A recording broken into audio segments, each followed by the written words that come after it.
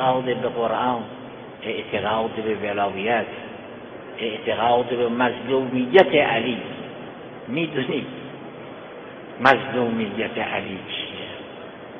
این در تاریخ‌های عادی نیست، این تو نهج البلاغه است. خیلی سخت است انسان اینها رو نقل کند، تحملش سخت است. نامه‌ای معاویه ملعون برای علی ابن ابی طالب نوشت. اون نامه در نهج البلاغه نیست، ولی جواب علی ابن ابی طالب تو نهج البلاغه.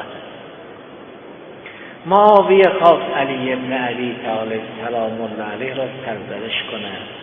در اون نامه رسمی که از شام به مدینه آمد گفت علی یادت هست که تو را با تمام بستند و من سپردم.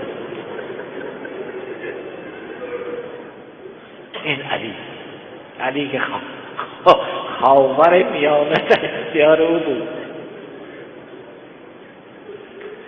حضرت در جواب فرمود من که انکار نمی کنم، بعد سر با طلاق بردم، ولی معاویه تو رفتی منو رسوا کنی، خودت رسوا شدی. این نشانه بزرگان سقیفه است که علی رو باید با طناب ببرن. من که انکار نمی کنم، من باطل را امضا نکردم و نمی کنم.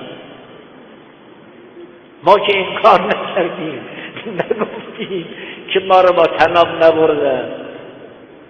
من کسی بودم وقتی شمشیر به دست من بود همه فرار میکردن. هیچ کس اون شهامت را نداشت که در برابر من بایستد، اما برای حفظ اسلام من حاضر شدم دستمو ببندم. اردت ان تصلح فافتضح، رفتی ما رو رسوا کنی، خودت رسوا شدی. اموی رو رسوا کردی، سقیفی رو رسوا کردی، اهل سقیفه رو رسوا کردی. ما که اینا رو منکر نیستیم. این حرف تو نهج البلاغه. ما شبی که مربوط به این ذات مقدس است آمدیم از خدا بخواهیم. ما اون مقام علی مقدور ماست میسی به ما که بگوییم ما کنت اعبد ربا ذا، ولی این رو میخوایم بگیم تا علی رو نبینیم عبادت نکنیم. این رو میخوایم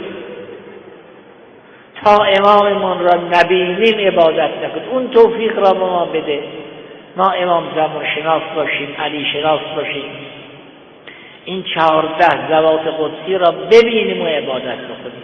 اونگاه نه کسی را فریب میدیم، نه فریب کسی را بکنیم. اینجا مرکز مقاومت است.